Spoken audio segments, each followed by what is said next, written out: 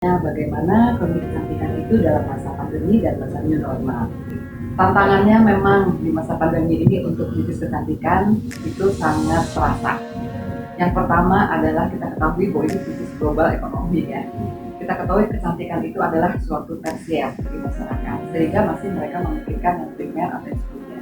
Sebenarnya intinya cuma tiga sih kalau mau menghentikan corona itu tadi, secara konsisten full lakukannya itu tadi, masker, physical distancing, cuci tangan, itu dua paling penting. Baru datang ibu, baru nanti yang lainnya.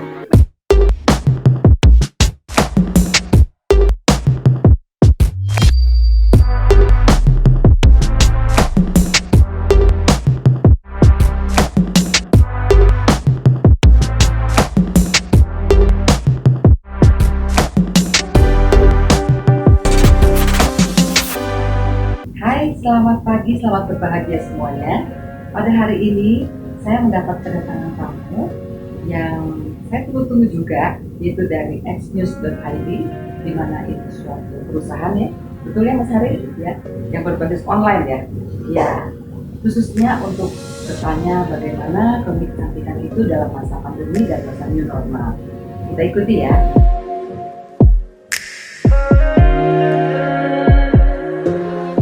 Tantangannya memang di masa pandemi ini untuk bisnis kecantikan itu sangat terasa. Yang pertama adalah kita ketahui bahwa ini bisnis global ekonomi ya. Kita ketahui kecantikan itu adalah suatu tersier bagi masyarakat, sehingga masih mereka memikirkan yang primer atau yang sekunder. Nah itu bagi masyarakat menengah ke bawah. Tapi untuk masyarakat menengah ke atas, itu mereka agak takut. Datang ke klinik kecantikan itu apakah aman nggak? Nah seperti itu. Jadi kalau untuk yang menengah ke atas, jadi mereka merasa khawatir dan ragu menghadapi adanya penyebaran corona pada dirinya sendiri. Jadi saya curiga. Dan kami pun sama dari bidang kita pun untuk SDM pun kita kan nggak tahu. Kadang-kadang orang menengah ke atas tuh sering traveling ke luar negeri. Kita pun agak khawatir juga. Jangan-jangan mereka traveling ke luar negeri, apalagi negaranya yang sering terdatangi oleh negara yang semua sedang pandemi. Kita pun sama agak khawatir juga menghadapi pasien-pasien yang menengah ke atas. Berbeda dengan yang menengah ke bawah, mereka tidak pernah terjadi traveling ya. Itu satu. Kedua, adanya PSBB. Memang itu kebijakan yang sangat baik banget dari pemerintah, tetapi PSBB ini kadang-kadang mengganggu untuk transportasi produk. Ya, produk yang terutama kami ini, terutama khusus di klinik kami ini, produk-produknya itu ada produk impor juga. Itu terganggu. Ya, dimana kadang-kadang juga ada suatu pabrik yang mana pabriknya itu menggunakan produk impor bahannya, sehingga juga akhirnya kami selalu akan tercecer untuk pemesanan barang. Dan juga misalnya dari luar, kayak waktu itu kemarin kan PSBB susah masuk tuh dari daerah-daerah luar itu. Nah, sedangkan Jakarta sendiri jarang sekali mempunyai untuk industri kosmetik. Kebanyakannya kan di Bekasi, Tangerang, Depok. Kebanyakannya pabrik-pabrik industri kosmetik itu di daerah-daerah situ.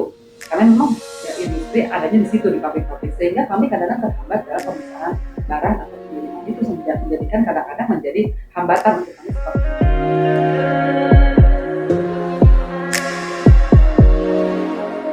Yang pertama, kami kalau memang ada keraguan seperti itu, kami mengadakan online. Jadi kami memberikan blast terhadap khususnya pasien-pasien, khususnya pasien-pasien yang selalu berobat yang rutin, itu mengadakan blast bahwa kami menerima konsultasi online. Jadi pada saat sedang PSBB, di mana dari DKI itu dikatakan bahwa tidak boleh ada yang ya istilahnya yang mengadakan treatment khusus untuk perawatan kecantikan wajah dan badan, sehingga pada saat itu kami tidak melayani, tetapi kami hanya menerima berupa konsultasi online dan juga menerima untuk pembelian barang dan produk. Kecuali karena khususnya saya di bidang dokter spesial kulit dan kelamin, di mana banyak bagian kulit tidak buka di rumah sakit, sehingga saya tetap harus mengadakan konsultasi, tapi khususnya harus berdasarkan online dulu. Jadi saya tanya dulu sampai sejauh mana yang keluhannya. Jadi kalau keluhannya ringan-ringan aja, ya udah online aja. Dia kirim foto gitu kan, nanti saya jawab ini adalah seperti ini, kemudian setelah itu ya baru saya berikan terapi. Kecuali kalau khusus penyakitnya memang saya harus lihat, ya itu terpaksa harus lihat. Tapi tentunya saya menggunakan juga pencegahan, jadi ada APD yang digunakan khusus. Sampai sekarang ini kayak gitu. Nah sekarang sudah mulai lebih longgar, di mana kami pun untuk memberikan keyakinan kepada customer atau pada pasien yang mau berobat, Jadi kita memberikan blast juga, kita memberikan kita punya SOP khusus pada tatanan normal ini, di mana kita memberikan keamanan pada pasiennya. Jadi kita memberikan persyaratan juga pada pasiennya. Misalnya pertama, sebaiknya kalau pasien itu sebelum datang itu harus membuat janji dulu, ya. Dan kita katakan bahwa datang tolong jangan lebih dari 1 orang yang mengantar, sebaiknya sendiri, karena kita membatasi kapasitas. Karena kapasitas yang biasanya pasien ada misalnya 10, kita menjadi 5. Karena kita harus duduk pun harus jaga jarak. Mungkin kalau tadi Pak Hari lihat di depan, itu sudah kita menunjukkan jaga jarak. Jadi physical distancing nomor 1. Dan kita mewajibkan pada mereka jangan lupa harus menggunakan masker. Ini saya betulnya menggunakan masker, nah kebetulan di kena wawancara dan kita juga jaga jarak, jadi saya membuka masker dulu ya sama face shield. Dan itu, kemudian selain itu pun pada pasien yang memang memerlukan treatment, karena memang sudah WFH mereka dan sudah di rumah aja selama 3 bulan, tentu kan memerlukan treatment tuh. Karena kalau dengan home care saja ada beberapa kasus yang memang pasien itu tidak bisa hanya dengan home care. Jadi harus ada treatment. Kami persilakan datang, tetapi tentunya kami pada saat mereka datang, kami akan bagi pasien itu. Mana pasien yang risiko rendah, risiko sedang, dan risiko tinggi. Contohnya kalau risiko rendah, kita tanya, misalnya ada pertanyaan, itu terdiri dari TOCC namanya. Jadi ada traveling, apakah dia 15 hari terakhir dari hari ini tuh sudah traveling ke luar negeri? Lalu bagaimana occupation-nya, pekerjaannya, kalau pekerjaannya bukan tenaga kesehatan kita aman.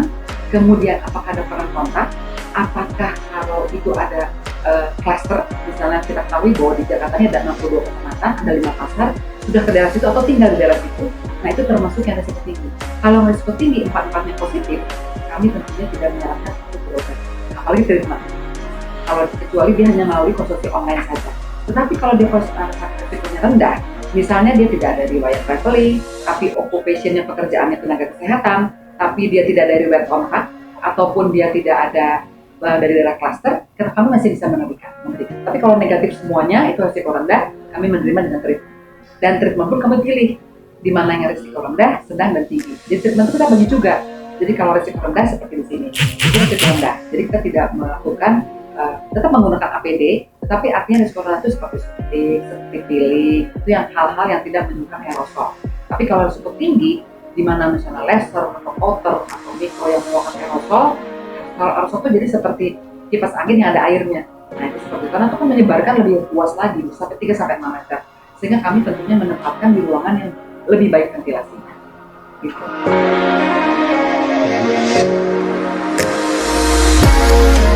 Sebenarnya saya tuh lebih senang kalau melakukan rapid test, tapi ini masih merupakan suatu keraguan atau kekhawatiran dari pasien pada awal.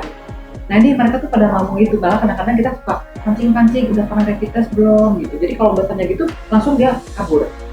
Ya, nah itu yang seperti itu. Jadi kadang-kadang kami sudahlah minimal dengan menanyakan gejala dulu aja lah gitu. Misalnya ada gejala demam kah, apa ada gejala batuk kah, apa ada gejala saluran pernapasan kah, apa ada gejala yang sekarang ini gejala orang tuh bukan hanya pernapasan. Bisa juga gejala ginjal, gejala ke jantung, aritmia, gejala pencernaan. Jadi riwayat kesehatannya perlu juga ini. Iya, riwayat kesehatan kita tanya gitu. Dan gejala pada kulit gitu. Nah itu yang kita harus sikapi dulu. Karena kadang kalau di rapid test pasti menolak. Tapi kalau pasiennya sudah mengerti, yang memang dia sikapnya ya paham akan ini, mereka mau jujur. Karena banyak kan jujur gitu. Iya betul. Emang kalau lihat menurut saya tuh dari itu ya perilaku mereka dan juga dari pendidikan. Ya, misalnya kalau pendidikannya sudah itu mereka jujur, itu sudah rapid test, dan mereka melakukan sudah rapid test itu. Gitu. Minimal rapid, walaupun rapid itu memang tidak sepenuhnya bisa mengetahui bahwa itu adalah corona, ya.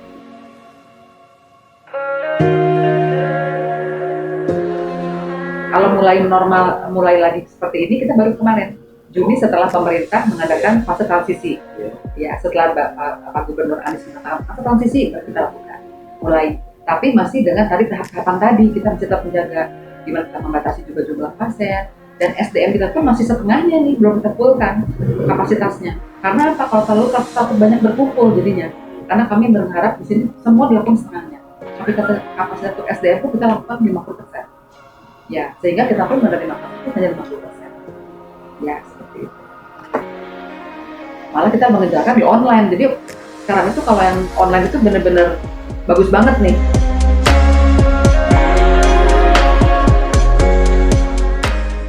Ya tadi yang resikonya sangat rendah, misalnya disuntik vitamin C, Lagi pula kan selain itu kan daya tahan tubuh ya, palingan juga pokoknya kita tidak melakukan treatment yang melebihi waktu 30 menit. Kayak facial, itu lebih dari 30 menit, itu resiko gitu. Pokoknya yang daerah wajah kita lakukan sedikit mungkin, jadi yang resiko rendah seperti chemical peeling kita lakukan. Misalnya kita melakukan penyinaran light therapy, kita lakukan. Nah kalau menggunakan aerosol, kita harus betul-betul bahwa ini memang clear, pasiennya tidak tadi yang TO3 tadi negatif. Kita lakukan.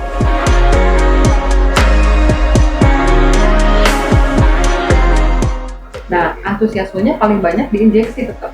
Karena mereka merasa dengan injeksi itu, mereka sudah image-nya itu bahwa dengan injeksi vitamin C bisa meningkatkan daya tahan tubuh dan juga bisa memperbaiki bentuk kulitnya. Bisa sebagai anti-aging dan whitening gitu kebanyakan. Tetapi itu pun pada orang-orang yang berusia antara 20 sampai 35 atau 40 tahun. Di atas itu sedikit banget. Iya. Jadi bilang injeksi vitamin yang lebih iya betul, injeksi vitamin, yang penjualan vitamin, suplemen itu paling banyak ditanyakan. Malah saya pernah bulan April kita sudah kehabisan stok. Itu belum pernah terjadi sebelumnya gitu. Belum pernah terjadi sebelumnya. Yang mana sebelumnya itu menumpuk barangnya. Oh gitu. Iya, malah kalau dikasih vitamin aja menolak. Enggak dok, saya mau pakai home care aja. Saya mau treatment aja lebih tampak hasilnya jelas, instan. Tapi setelah pandemi itu malah kita sendiri kesusahan. Minta produk pun ke pabrik-pabrik dinaikkan harganya. Karena memang sedikit stok. Itu pernah kejadian, itu April dan Mei. Waktu itu bulan puasa lagi. Sampai ada yang berani beli 3 kali lipatnya untuk vitamin C itu. Sampai injeksi vitamin C pun banyak dari pasien yang mungkin dia mencoba ke klinik A, ke klinik B, ke klinik C karena sudah kehabisan. Sampai saya pun berbagi dengan klinik kecantikan yang lain gitu, selalu bertanya gitu, apa tuh yang masih punya stok vitamin C nggak? Sampai seperti itu. Dan di sini banyak yang mumpung dari perusahaan-perusahaan industri vitamin C itu yang tadinya harganya cuma berapa, seperti masker lah kejadiannya begitu. Ya, itu terasa banget oleh kami itu. Akhirnya saya merasakan kepada pasien menekankan, sudah hanya vitamin C saja. Vitamin D ada vitamin lainnya yang bisa untuk meningkatkan daya tahan tubuh. Pola makanmu atur, jaga tidurmu, banyak minum, istirahat yang cukup, olahraga, jangan terlalu berlebihan olahraganya, minimal 30 menit, maksimal 150 menit. Jadi kita itu aja memberikan artinya pendidikan lah. Jadi jangan sampai itu sumpah tuh. Asalnya sampai tergopoh-gopoh mencari vitamin C yang tadinya laki-laki pun yang biasanya dulu-dulu tuh nggak pernah mau vitamin C minta itu. Itu yang paling sangat dikejar oleh masyarakat. Sampai perusahaan-perusahaan itu menukung khusus meminta untuk penyuntikan di kantor-kantor. Oh gitu, iya. Jadi kami pun sempat waktu itu pada saat sedang terjadi PSBB karena ada beberapa permintaan dari pasien, kami pun mengadakan jemput bola. Tapi tentunya kami pun menerapkan beberapa persyaratan seperti apa yang kita datangi. Karena kita juga harus menjaga, jangan-jangan di pasien baru traveling dari luar negeri atau apa, kita juga takut kan terjadi transmisi lokal juga dari import case dia datang ke pasien juga ke SDM kita. Jadi kita menjaga sekali.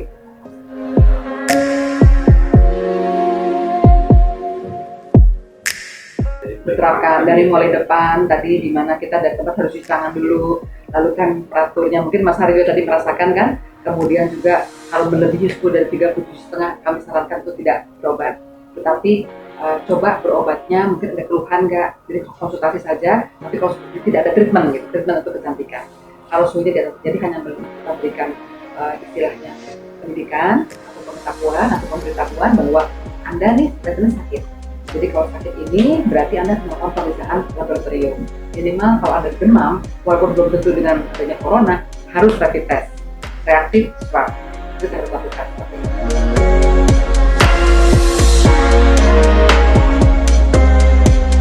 Oh sangat, turunnya 70% sampai 80%.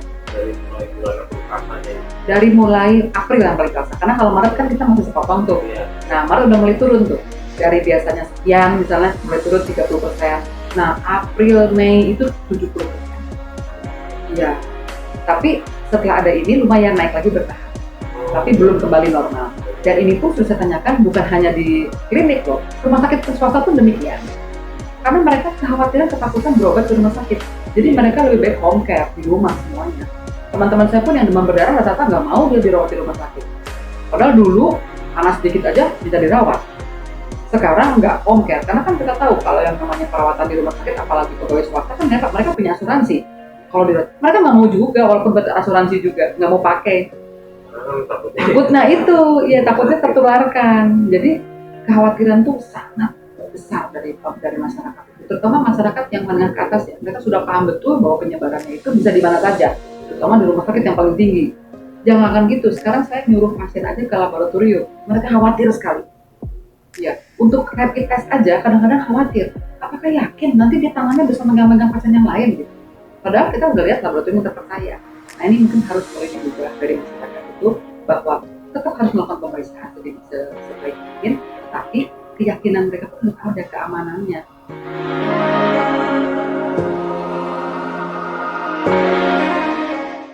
Pribadi ya, untuk saya pribadi ya bukan saya mau sok agama gitu. Yang terasa oleh kita adalah berkumpul dengan keluarga, lalu ibadah juga akan lebih khusyuk. Apalagi sih kita paling berdoa, karena semuanya pasti kita serahkan pada Allah ya. Jadi itu yang paling penting, ibadah lebih enak. Kemudian juga ya kalau saya pribadi yang tadinya anak-anak pergi ke mall, dikit-dikit ke mall, dikit-dikit ini jadi mau dibuka. Iya, sekarang mau dibukanya kita masih takut. Ya gitu. Jadi selama PSBB itu ya ada hikmahnya juga, kita banyak berkumpul, apalagi waktu lagi bulan puasa itu biasanya kita selalu mengadakan kumpul-kumpul gitu ya, kita nggak ada juga ya ada hikmah, jadi lebih khusyuk kita di rumah. Itu yang dirasakan. Dan perilakunya menurut saya sebetulnya perilaku normal itu sekarang, new normal itu ya artinya apa? Biasanya orang kan kalau cuci tangan itu paling susah, apalagi kalau mau makan, mereka merasa tangannya bersih. Sekarang kan harus cuci tangan, karena itu merubah. Jalan-jalan juga. Iya, nggak sih. Ya, gimana Asal. Iya, betul. Tidak menggunakan masker, tidak melakukan physical distancing. Kita di pasar kita lihat masih berkerumun gitu kan. Sebenarnya intinya cuma 3 sih kalau mau menghentikan corona itu tadi, secara konsisten full lakukannya itu tadi, masker, physical distancing, cuci tangan, itu 2 paling penting. Baru datang tubuh, baru nanti yang lainnya, gitu. Mental health-nya juga itu semua harus dilakukan. Tapi yang pertama 3 itu mencegah penyebaran itu sebetulnya. Nah, jadi kalau menurut saya untuk kata-kata menggunakan masker, untuk menggunakan physical distancing, untuk mengatakan tidak boleh berkerumun itu harus disesuaikan dengan kebudayaan masyarakat. Misalnya pasar yang berkerumun, orangnya itu agamis. Ya katakanlah dengan orang-orang agama misalnya, memakai masker adalah ibadah. Mungkin itu mereka berpikirnya seperti itu. Jadi jangan kata-katanya jangan cuma gunakan masker untuk mencegah penyebaran corona, itu nggak didengar. Karena mereka tidak disatukan dengan agama. Karena orang kita tuh begitu, misalnya Anda ingin punya uang, misalnya ke pasar, Anda ingin punya uang, Anda ingin mendapatkan ibadah yang baik, beragama misalnya, pakailah masker. Baru masuk. Gitu. Jadi harus semua lintas sektor tuh harus bicara. Nah itu akan berbeda juga perilaku kata-kata menggunakan masker yang lingkungan di mall, untuk lingkungan di pasar, untuk lingkungan di kantor, untuk lingkungan baru itu akan berbeda perilakunya.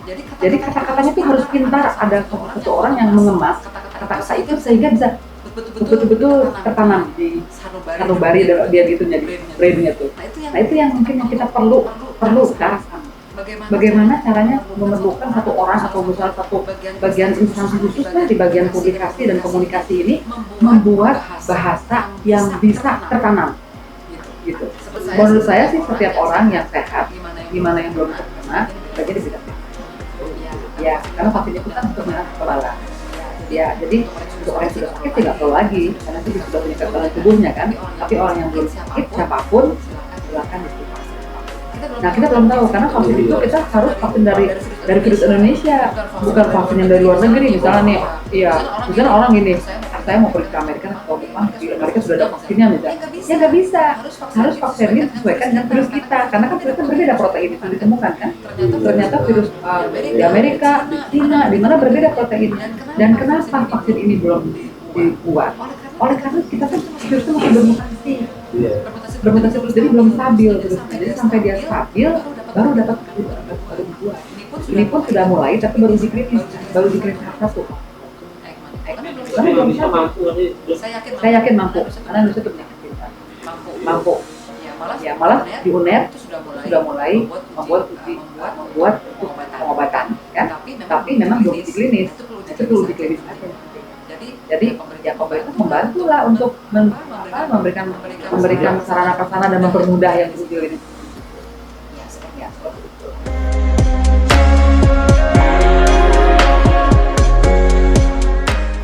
Oh iya, hand sanitizer itu memang fungsinya sebagai desinfektan, di mana dia bisa membunuh kuman. Memang tidak menghilangkan seluruh kuman, tapi minimal 62% itu bisa.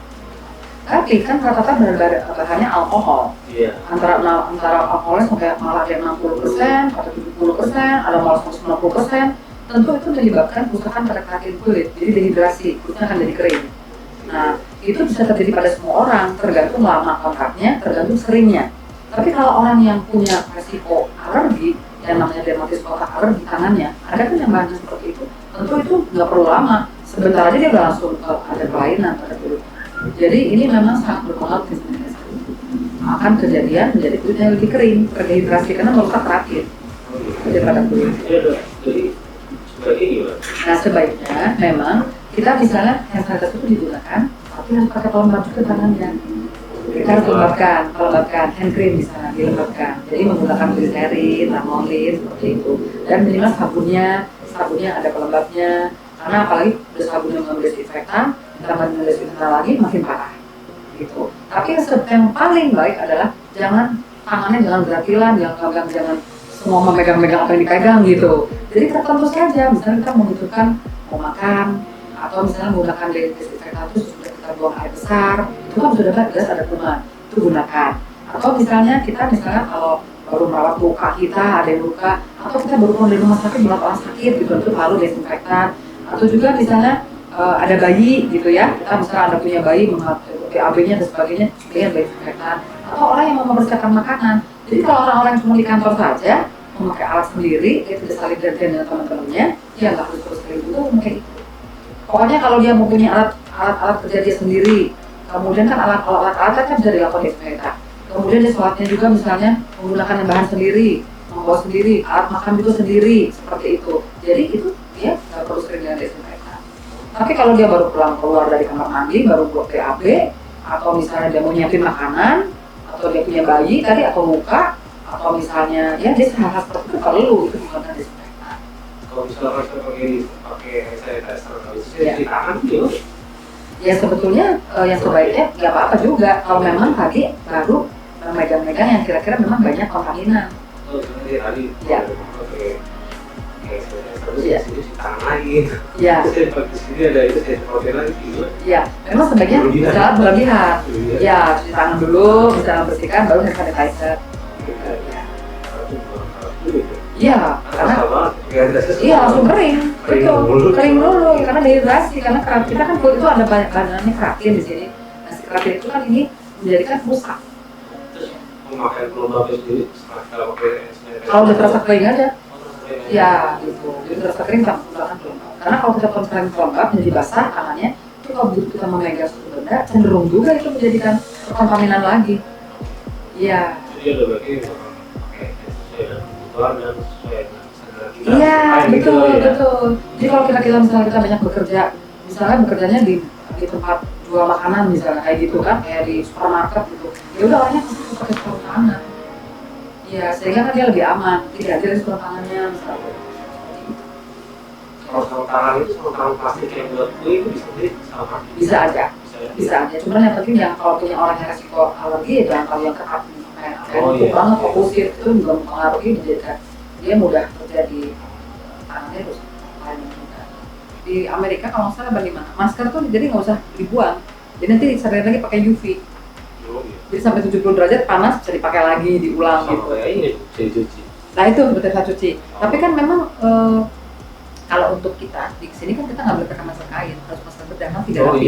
Iya. Itu karena resiko ini masih menularkan masih bisa. Kalau masker kain itu makanya kita tetap harus jaga jarak. Tapi kalau saat kita melakukan treatment kan kita nggak mungkin jaga jarak. Kita harus lebih dekat dari 1,5 meter kan. Nah itulah harus mengeluarkan masker medis itu di situ resikonya. Ya. Jadi kalau kita lagi di luar ya nggak apa-apa pakai masker kain karena jaga jarak yang penting harus. Karena droplet itu kan bisa sampai 1 meter terbang. Walaupun saya bicara gini udah ada droplet 1 meter jarak kita kita sama-sama melakukan droplet nih. Iya. Berarti kalau di Nyawa sendiri klinik ini udah melakukannya ya? Sudah melakukan. Dalam treatment juga? Iya betul, sudah melakukan. Pakai APD? Pakai APD, dan APD-nya juga berbeda. Kalau APD-nya hanya konsultasi saja, saya cukup dengan masker bedah. Tapi kalau sudah misalnya melakukan tindakan, yang tadi aerosol tadi, misalnya yang tindakannya yang sangat resiko, dari mulai sedang sampai tinggi, yang sedang itu misalnya melakukan tindakan-tindakan sekitar wajah, misalnya apalagi daerah bibir gitu ya, yang sudah suntik atau yang filler dan sebagainya, atau aerosol tadi, ya N95. Nah pemirsa, demikianlah bincang-bincang saya mengenai tentang situasi untuk klinik kecantikan di masa pandemi dan new normal. Namun dalam hal ini saya akan berbagi sharing pada semua pemirsa bahwa kita harus mencegah dari terkenanya virus corona. Jadi yang terpenting adalah untuk pencegahannya adalah 3 tahapan paling utama, yaitu menggunakan masker, menggunakan masker. Yang kedua, cuci tangan 20 detik dengan air mengalir dan sabun, lalu mengadakan physical distancing. Nah, pada waktu kita menggunakan masker, jangan lupa tangan kita tuh harus bersih, harus menggunakan sabun, tangan dengan air yang mengalir dan 20 detik, juga desinfektan. Apabila saat melepas, kita harus mulai dari belakang, jangan memegang yang tengah. Kita harus dari belakang ini, lalu ke belakang. Dan saat ini sekarang ini sudah banyak facial yang dijual, itu ada facial yang berbulu seperti ini, sepertinya digunakan. Ini tetap harus menggunakan masker. Jangan hanya percaya dengan facial ini saja, karena pada saat menggunakan facial ini tetap droplet akan terjadi. Tapi kalau dengan masker itu lebih melindungi. Jadi kalau seandainya kita datang ke tempat kerumunan, apalagi mall sudah dibuka, apalagi pasar berkerumun lebih banyak, tempat-tempat hiburan atau tempat main ya harus sudah dibuka. Jangan hanya memakai ini saja kalau kita tidak bisa menjaga jarak. Kecuali kalau kita mau menggunakan ini, kita ada jaga jarak 1,5 meter, itu kita akan terlindungi. Tapi kalau tidak bisa menjaga jarak, tetap masker kita pakai dan facial tetap. Baiklah pemirsa, cukup sekian dari saya. Yang penting jangan lupa di subscribe, like, komen, dan share. Terima kasih, sampai ketemu lagi di acara berikutnya.